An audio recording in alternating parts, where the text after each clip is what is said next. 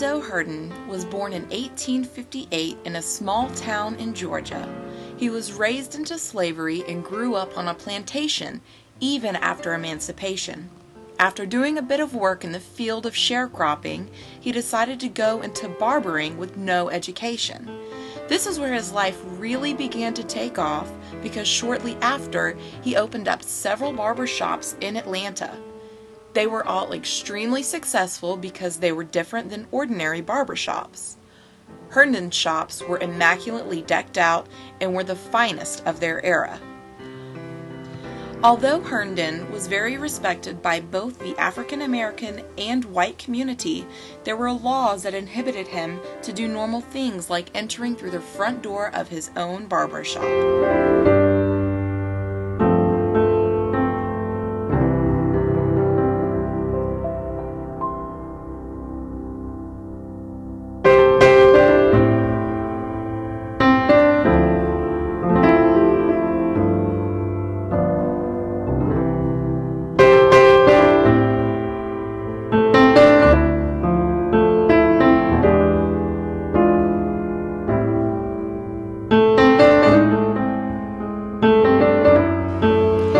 Alonzo Herndon was able to establish the Atlanta Life Insurance Company, which surprisingly over 100 years later is still around today. Shortly after the Atlanta Life Insurance Company was founded, Alonzo Herndon bought a piece of property and began building the home we know today as the Herndon Home. It was around this time when Alonzo met his first wife, Adrienne, and the two of them met actually at church. Now, a lot of the decor and design that is found within the Herndon home today was designed by Adrienne.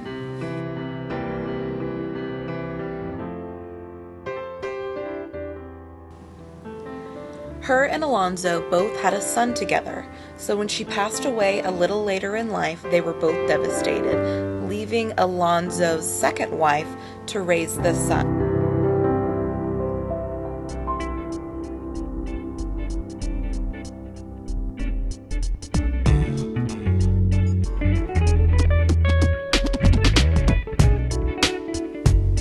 The exterior of the Herndon home was extravagantly constructed with beautiful, massive white columns in the front. Now, this is something that you would not typically see an African American owning during this time period. The inside of the Herndon home is anything but ordinary as well, as you can tell through the detailed railings.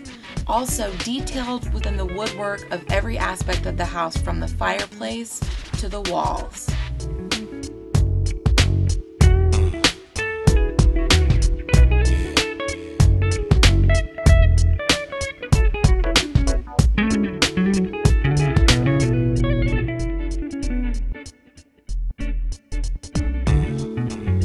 You can really tell that this entire house was completely custom built, and Adrienne had a lot of say-so in what went where, so it's a very feminine feel also.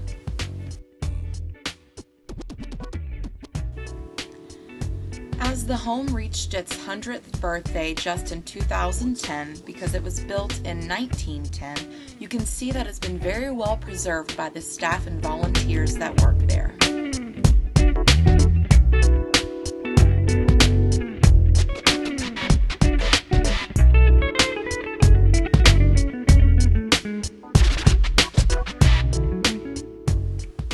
Today, the Herndon home is available for anyone who's interested to take tours.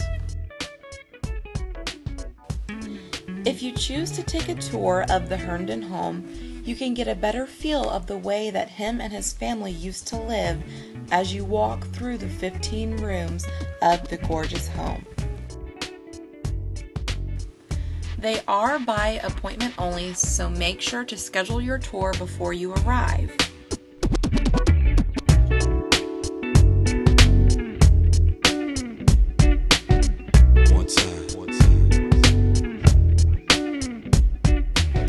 Considering how old the home is, there is a ton of amount of upkeep that needs to be done. Volunteers are always welcomed with open arms, and more information on how to become one is on their website. Volunteers get to participate in tons of exciting activities, such as the one that's pictured above. An elementary school was invited into the Herndon Home, where they did a workshop on how to become an entrepreneur like Herndon himself.